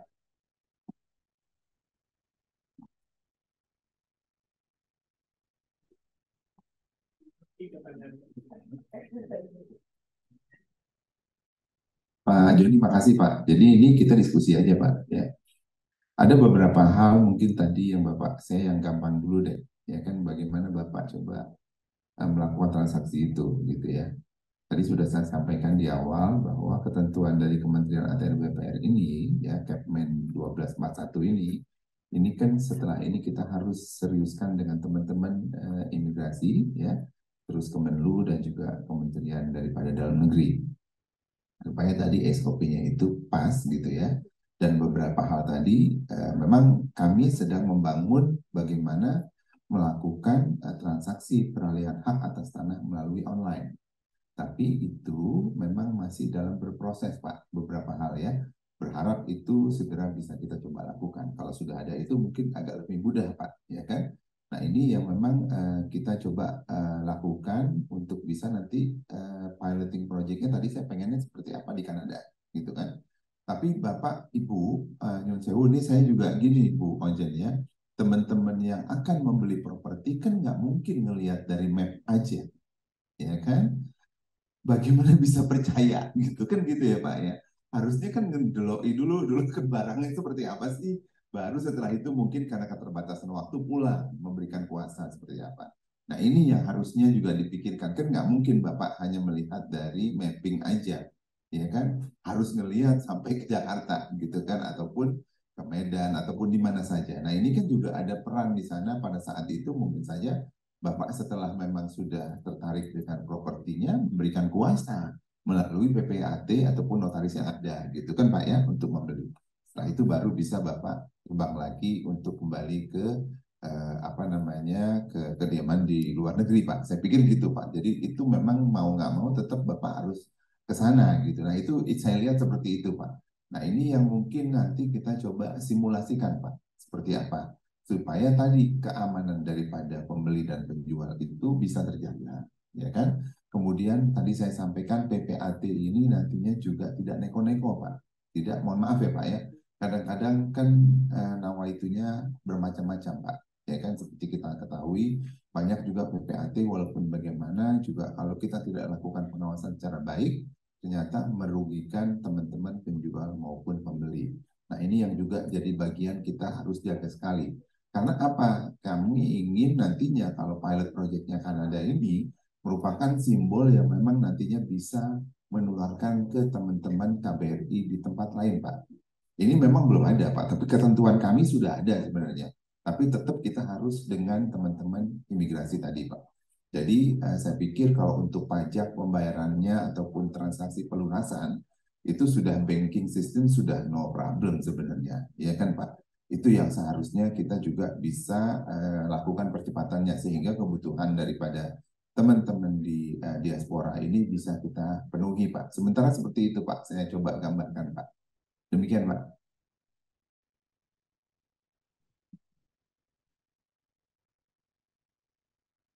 Mungkin sekedar menambahkan sedikit Pak Joni. Jadi kalau untuk terkait surat kuasa, biasanya kita di sini juga melayani organisasi surat kuasa Pak, untuk WNI dan WNA. Jadi saya rasa untuk kedepannya tidak ada masalah dalam proses itu. Yang penting di sini sudah dilegalisir oleh notaris, dan ada beberapa notaris yang biasanya memang sering menggunakan jasa, sehingga kita juga tahu bahwa mereka bisa melegalisir dokumen. Nanti kedepannya kalau nanti sudah ada ketentuan tadi terkait yang lebih teknis Pak ya, tentu bisa surat kuasanya dilegalisasi di KJRI atau di perwakilan. Demikian Pak. Mungkin sekarang kami berikan silakan. Jadi tadi Bu Konjen, kami di Ontario ya Pak, staf khusus ya. kami juga bertanya seperti apa teman-teman dari perwakilannya. Itu kan di provinsi ya kalau nggak salah saya ya, Ontario. Itu kan mereka melayani diaspora yang memang kebetulan mau beli di sini. Cuman dapat bocorannya pajaknya akan lebih tinggi. Itu aja, selebihnya saya nggak tahu. Jadi mereka juga nggak mau buka. Tadinya kita mau copy paste kan, seperti apa layanan mereka tadinya. Tapi sama sekali tadi belum ada ini ya, clue ya Pak Martin ya, sama sekali nggak ada clue. Tapi tadi mudah-mudahan kalau ada nanti perkembangan ke depan gitu kan, seperti apa sehingga kita bisa menyempurnakan daripada pilot project yang akan kita coba bangun ini. Demikian Bu. Pak. Mungkin sekarang kita buka giliran untuk yang menanyakan melalui Zoom, Pak ya, sudah cukup banyak.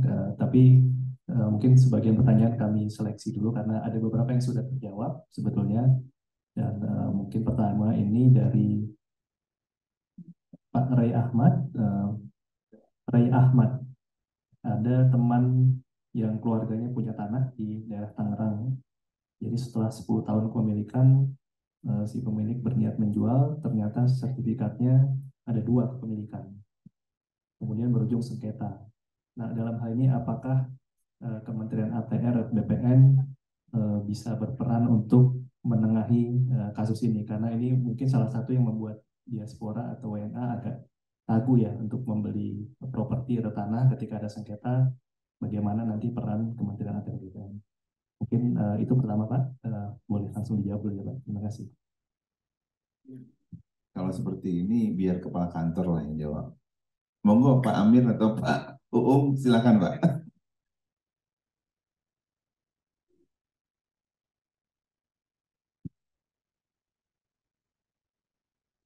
Biar bagi peran Pak staf khusus.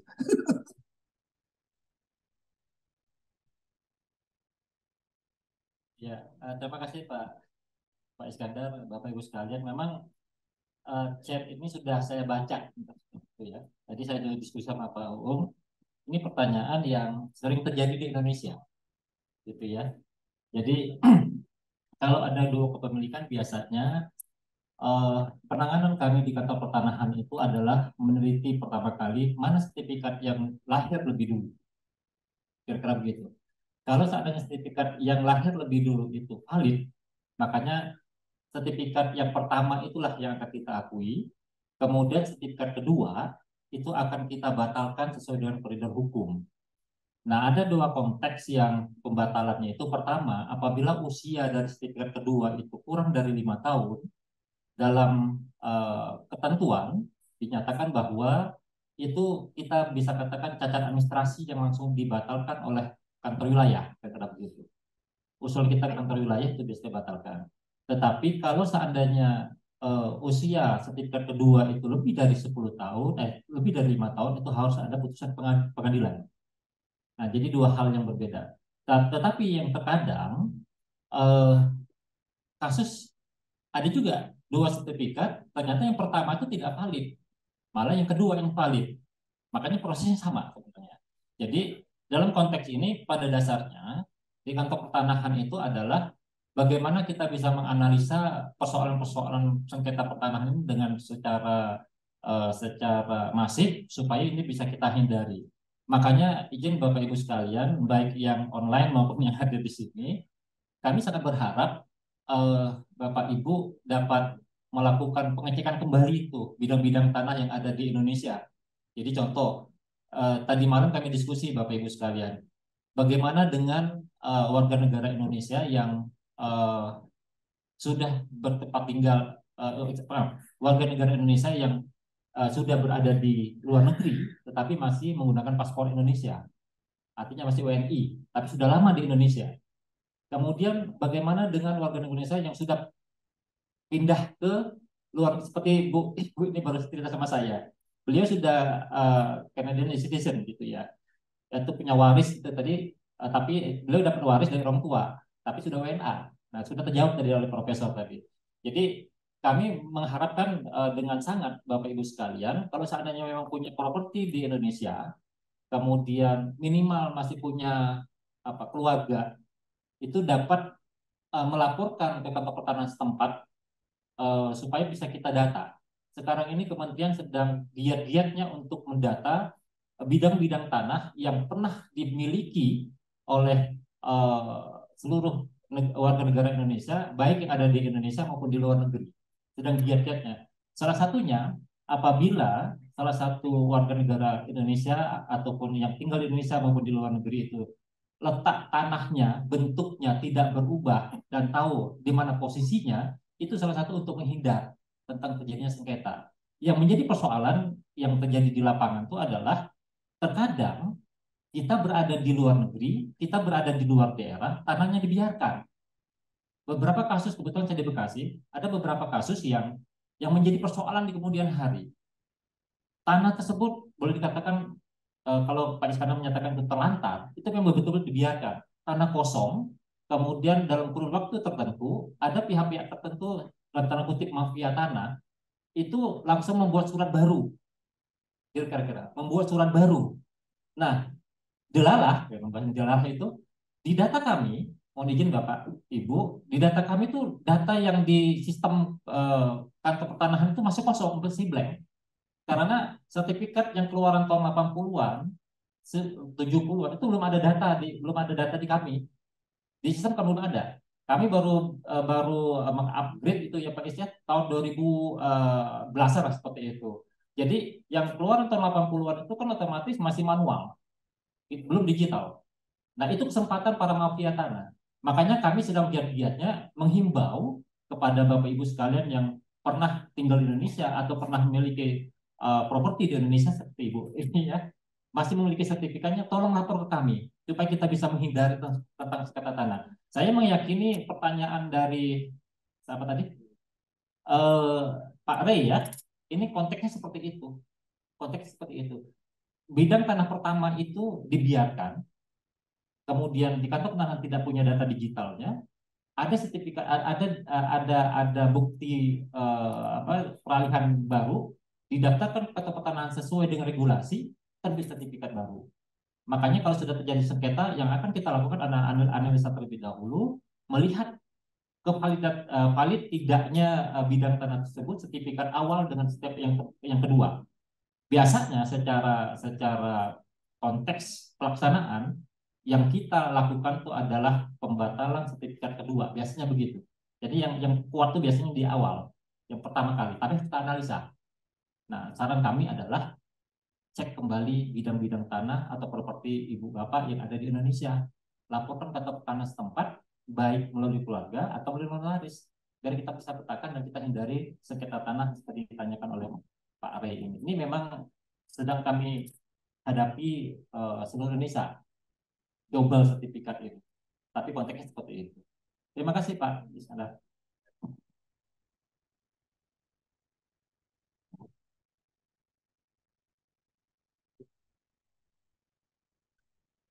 Pertanyaan selanjutnya dari Saudara Darrell.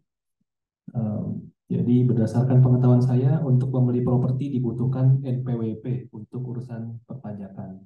Bagi diaspora Indonesia yang masih berpaspor WNI, bagaimana caranya membeli properti di Indonesia apabila tidak memiliki NPWP? Karena yang bersangkutan bekerja di luar negeri, membayar pajak di luar negeri, jadi belum memiliki NPWP. Apakah ini dimungkinkan? Mohon pencerahannya, terima kasih. Jadi memang tadi yang dari awal kita sudah coba ini kan ya. Beberapa hal sebenarnya kementerian kami, Bu Konjen, teman-teman semua ya, mencoba untuk menerobos beberapa hal. Ya Pak Staf Khusus ya. Beberapa hal tersebut kita coba tembuskan gitu ya, kita coba berikan terobosan ya. Tapi beberapa hal pula terkadang beberapa teman-teman instansi terkait ini terlupa juga untuk menyamakan langkahnya gitu ya. Jadi kadang-kadang itu yang kadang-kadang kita juga terjadi di Indonesia gitu. Tapi nawaitu baiknya kita sebenarnya harusnya kita bisa coba upayakan ya, sehingga ada beberapa hal tadi yang mungkin seyogianya beberapa hal pemasukan negara terhadap adanya peralihan hak atas tanah itu bisa dimungkinkan yang dilakukan oleh teman-teman diaspora. Nah ini juga seharusnya karena sekarang ini Bapak Ibu domain pajak itu ada di daerah, ya sesuai dengan Undang-Undang 22 ya kalau nggak salah ya, Prof ya. Nah, itu 122 itu ternyata memang sudah bagian dari mereka, dan itu bagian yang memang kita di Kementerian ATR BPN itu tidak bisa menghindar, ya kan? Tapi kita juga tidak bisa mempush mereka untuk bisa memfasilitasi itu. Di sini terkadang beberapa kebijakan desentralisasi tidak selamanya itu baik, Bu Konjen. Itu yang jadinya tuh sekarang seperti itu, menghambat untuk melakukan pendaftaran tanah ataupun peralihan hak atas tanah. Tapi Pak Moderator, ini bagian juga yang nantinya kita harus bisa sinkronisasikan sehingga teman-teman diaspora, terutama saya pengennya gitu kalau memang kita sudah shake hand gitu ya Pak staf khususnya dengan Bu Konjen, siap kita pilot project untuk Kanada, bismillah. Kita coba jalankan sehingga kita punya langkah-langkah yang memang pasti untuk bisa menggrounded cita-cita kita, fasilitasi terhadap teman-teman di Kanada yang kurang lebih hampir 9.000 ya Bu ya. Nah seperti apa nanti kita coba bisa buatkan SOP yang bisa kita laksanakan. Mungkin demikian. Pak Iskandar, mungkin satu pertanyaan lagi dari chat Zoom, ada yang agak mirip tapi mungkin coba kami gabung ya, ada dari Bu Yasmin dan Bapak Hasan Sodikin, mungkin kurang lebih hampir sama ini. Bagaimana dengan WNI yang menikah dengan WNA dan anak-anaknya kemudian sudah berusia lebih dari 20 tahun dan memilih untuk menjadi WNA? Apakah nantinya tanah bisa diwariskan ke ahli waris atau anak yang WNA tersebut, dan siapa yang bisa mengeluarkan ketentuan mengenai itu dan syarat-syarat penerima warisnya seperti apa? Demikian Pak. Kita ganggu lagi Profesor. Monggo Prof, disambung aja Prof.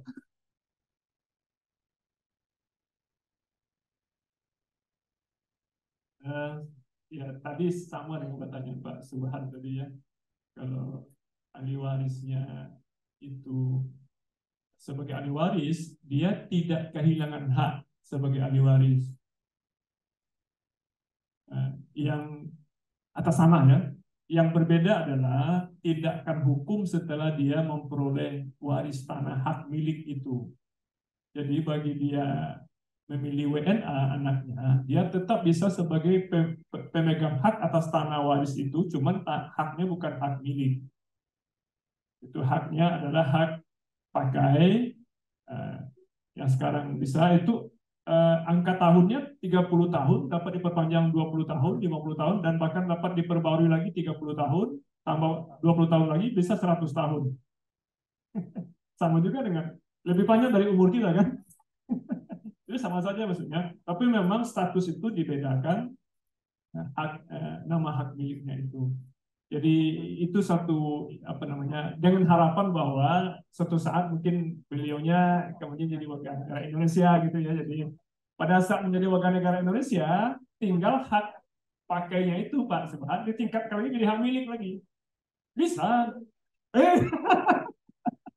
Jadi begitu memutuskan jadi warga negara Indonesia kembali, hak pakainya tadi itu menjadi hak milik. Misalnya Pak Joni sekarang. Pak Joni misalnya setelah pensiun kembali ke pangkuan Ibu Pertiwi gitu ya, ke Surabaya gitu. Pak Joni sekarang tidak perlu beli hak milik dulu Pak. Hak pakai dulu aja dibeli. Dengan cara tadi ya, cara yang Pak buatan tadi. Nanti setelah Bapak pensiun memang memutuskan kembali tinggal di Surabaya, Indonesia, nanti Bapak tingkatkan hak pakai menjadi hak milik. Jadi semua pelayanan itu ada di kantor Pak. Ada di kantor. Iya, makanya saya bilang bahwa sayang aja kantor beliau nggak sampai ke sini. Jadi insya Allah untuk hal seperti itu, bagi hukum sekarang pilihan-pilihannya sudah sangat terbuka. Yang penting semangat nasionalismenya nggak hilang gitu ya. Cinta tanah airnya tidak hilang itu. Tahu Pak? Tahu. Kita sudah izin ya Prof ya. Ya, gitu kita Pak. membuat suatu terobosan ini pastinya dia kan bagian dari pembinaan Mas Subhan. ya kan, bagian dari kita, ya kan, sehingga mereka kita sosialisasikan ya secara baik, dan juga kayak sekarang udah jalan itu Pak Kakan ya, itu hak tanggungan dan roya ya pengecekan itu juga sudah elektronik Pak. Dan itu dilakukan oleh teman-teman PPAT Pak. Kedepannya tadi yang kita sampaikan ya, beberapa hal tadi Bu Konjen ya, peralihan juga akan seperti itu. Yang maksudnya Prof sebenarnya tadi yang pertanyaan tadi ya, itu hak miliknya itu bisa diturunkan menjadi hak pakai sehingga mereka nggak hilang gitu loh, ya kan. Nanti kalau mereka jadi warga negara Indonesia naikin lagi seperti tadi Pak Subhan gitu. Jadi itu udah pelayanannya dari ini teman-teman Pak Amir sama Pak ini udah seperti itu ke depannya gitu. Jadi nggak ada masalah, dan itu yang memang jadi bagian daripada kementerian kami untuk bisa tadi salah satu apa namanya, cita-cita kami sebenarnya adalah menjadikan kementerian ini menjadi suatu standar dunia ya, pelayanan yang standar dunia. Jadi istilahnya insya Allah seperti itu. Monggo silakan Pak Kamil, ada bocoran. Nah ini menambahkan aja. Saya kebetulan tadi WA sama Pak Menteri, dan Pak Menteri sangat antusias mengambil minta hasilnya.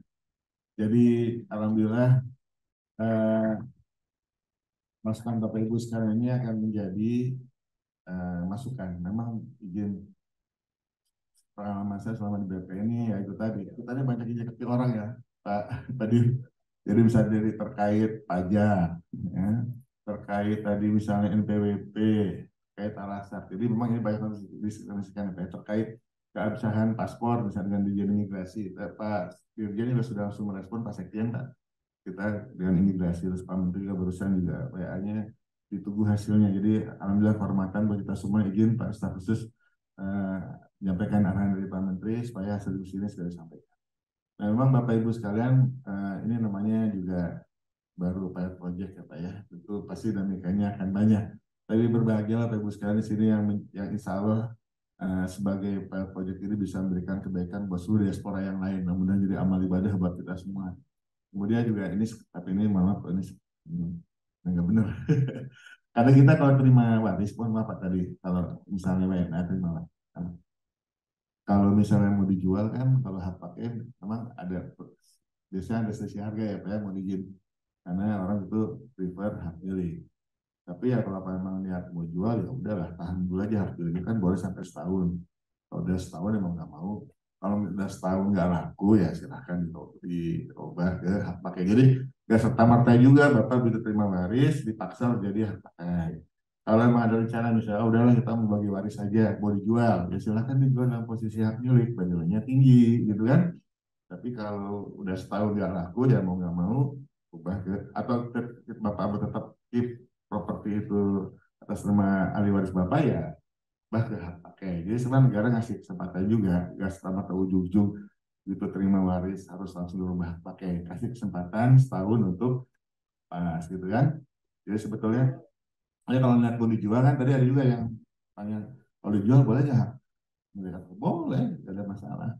Yang nggak boleh itu uangnya dibawa dalam bentuk cash. Nah, kalau yang dibawa dalam bentuk cash kenanya di imigrasi.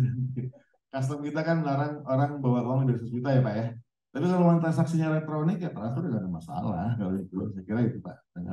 Jadi alhamdulillah terima kasih banyak, responnya luar biasa. Tadi itu ada antisipasi ya tadi pagi ini pasti banyak orang nanya kalau orang tadi ahli waris terima, ini kan posisinya peristiwa hukum mau nggak mau itu harus kita laksanakan gitu ya. Kayak tadi misalnya kita udah pemisahan Pak, WNI-nya pegang pemisahan harta, jadi harta itu dipegang oleh yang WNI, tahu-tahu WNI-nya meninggal pasangan, otomatis kan warisnya ke suaminya yang WNA, ya itu kan peristiwa hukum Pak, itu nggak bisa kita lawan.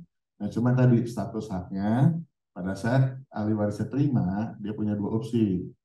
Kalau mau jual tahan dulu hak milik, kalau mau langsung dipegang, ya perlu dirubah ke hak pakai. Itu hak pakai juga sebetulnya, mungkin Bapak Ibu sekalian tadi ada pertanyaan gimana kalau kayak tanah-tanah kita di tanah air yang nggak ditungguin. Nah saran kita, mohon maaf sekali lagi, bagaimanapun tanah itu Pak kalau nggak dijaga, riskan rawan. Kalau Bapak Ibu nggak tinggal, kalau Bapak Ibu punya properti tanah air, jangan sampai kosong. saran saya sih tetap dilihat, dipagar, di apa gitu ya. Kalau ada saudara tinggal atau disewakan atau apa lebih baik daripada dibiarkan kosong. Awalnya mungkin orang mohon maaf Pak buka kios non permanen, nggak ada yang negur. Tapi kalau orang Batak buka tambal ban nih. Lama-lama nggak ada yang negur, enak kan ya Pak, bikin bangunan lama-lama susah kita ngusirnya kan gitu. Nah sehingga bagaimanapun kalau punya properti, saya kira bukan hanya di Indonesia ya, ini bukan dimanapun. Malah saya dengar tadi di Ontario itu ada pajak untuk properti yang apa ya, vacancy tax. Yang 6 bulan nggak ditempatin harus bayar pajak 10%. Waduh, di kita masih baik tuh, di Indonesia nggak ada tuh vacancy tax. Jadi saya kira memang tetap tanah itu atau properti tetap harus dipelihara dan dijaga. Kalaupun Bapak Ibu di luar negeri nggak bisa nunggu secara fisik langsung, paling nggak dipagar, ditandai atau kalau nggak dititipkan, disewakan, sehingga penguasaan fisik tidak beralih serta-merta ke pihak lainnya. Sangat penting untuk mencegah terjadinya sengketa. Demikian menurut masukan dari saya. Terima kasih banyak Pak. Terima kasih Pak Rudi. Mungkin tadi saya sempat lihat ada satu pertanyaan lagi dari Pak Robinson. Satu pertanyaan terakhir ya, karena waktunya juga sudah mendekati habis. Pertanyaan dari Pak Robinson. Terima kasih. Tadi sebenarnya sudah ditanya Pak Sufa, Pak Joni. Cuman mungkin saya ini kan sedikit. Kita di sini mungkin ada banyak teman-teman komunitas Indonesia yang masih generasi pertama dengan segala kondisi latar belakang datang ke sini gitu, punya properti di sana, dan mungkin sekarang posisinya tidur gitu kan, atau terlantar. Nah, kalau gimana umpamanya itu otomatis juga pajak apa segala kan nggak bayar. Nah, gimana umpamanya kalau memang ini dengan apa program ini tadi ada teman-teman mungkin mau declare lagi itu apa propertinya, asetnya itu, terus kita jatuhnya ke ekonomi juga gitu. Jadi kalau nanti pajaknya yang tertunggak lebih besar daripada nilai asetnya itu sendiri, gimana gitu? Apakah bisa dapat semacam insentif atau apa diskon supaya itu diaktifkan lagi? Dan itu juga seperti apa dari Pak Is tadi sampaikan juga, mungkin kita juga pertama akan cek status tanah itu juga gitu kan, apakah itu sudah masuk di klaim sama bank tanah itu tadi gitu. Kalau umpamanya kita sampai kejar-kejaran nama itu, wah pengeluarannya lebih besar dari nilai itu tadi, repot juga gitu. Jadi ya itu mungkin pertanyaan saya. Makasih.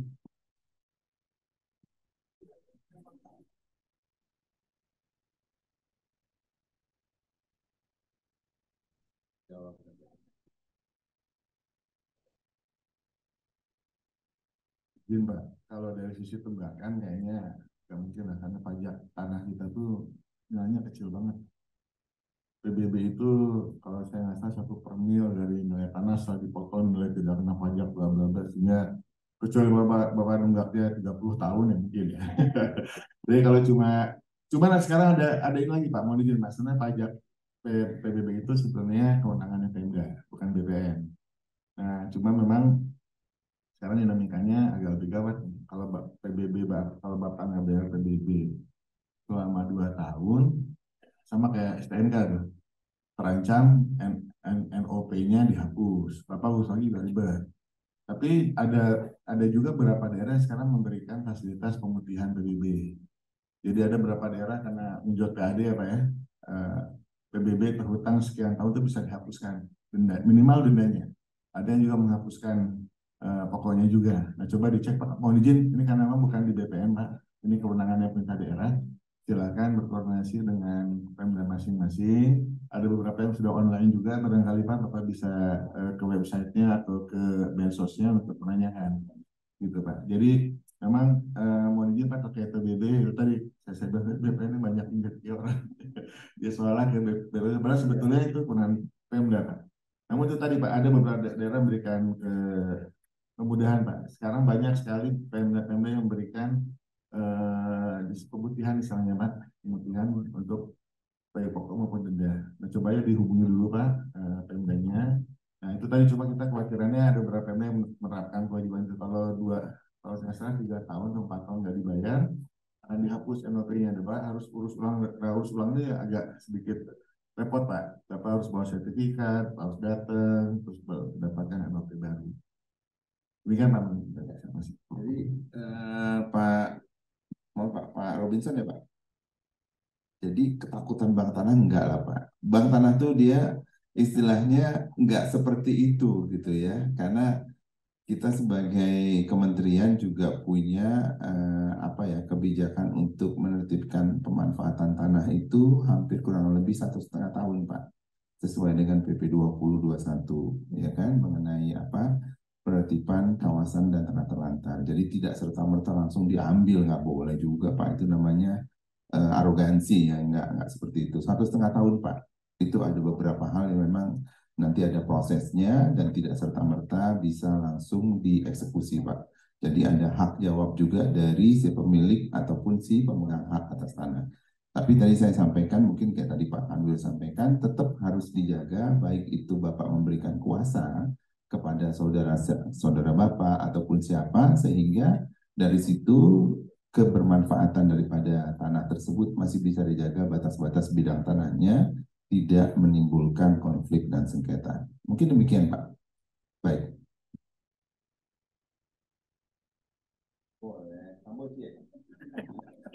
Ya karena yang disebutkan ini ya.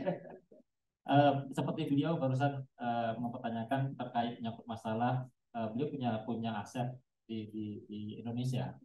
Nah, beliau ada di sini.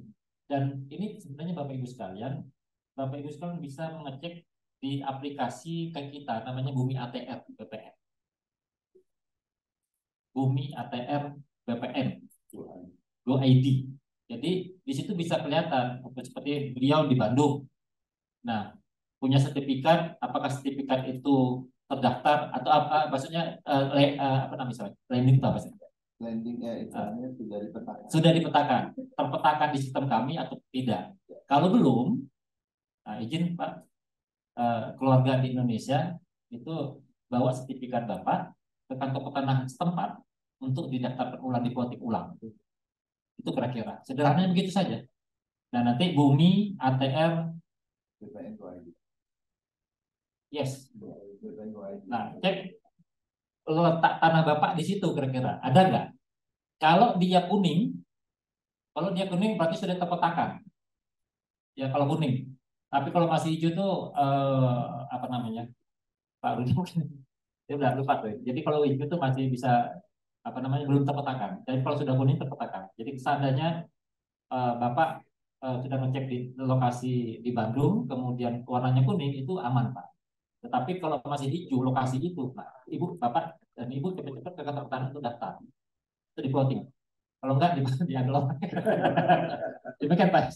Ya. Kuning dan hijau sama satu lagi ungu. Tapi ada legenda. Dimakan Pak. Baik, terima kasih banyak Pak Amin atas penjelasannya. Jadi Bapak-bapak dan Ibu-ibu yang hadir di sini dan melalui Zoom mungkin bisa tadi mulai mengecek ya ke aplikasi tersebut bumi.atr.bpn.go.id. Ya.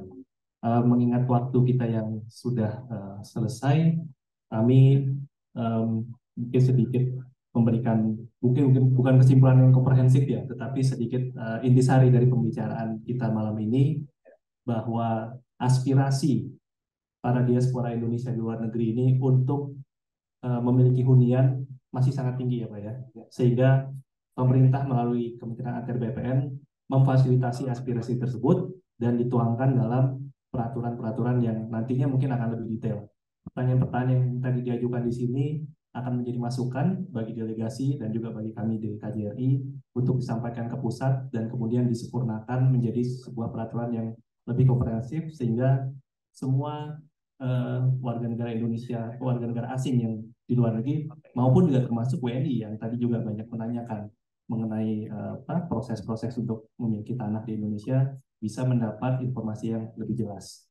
Dan yang perlu diingat juga mungkin saudara-saudara kita yang sekarang mungkin juga sudah menjadi WNA bisa kembali mendekatkan diri dengan keluarga-keluarga di Indonesia ya, untuk memantau siapa tahu masih ada tanah-tanah atau properti di Indonesia yang terbengkalai sehingga tadi tidak serta-merta diambil, tetapi bisa dititipkan ke keluarga masing-masing.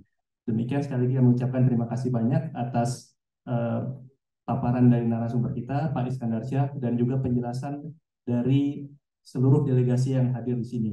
Kita semua insya Allah mendapatkan pemahaman yang sangat komprehensif tentang kepemilikan tanah dan hunian bagi WNA, khususnya diaspora. Sekali lagi kami mohon tepuk tangan untuk narasumber dan delegasi.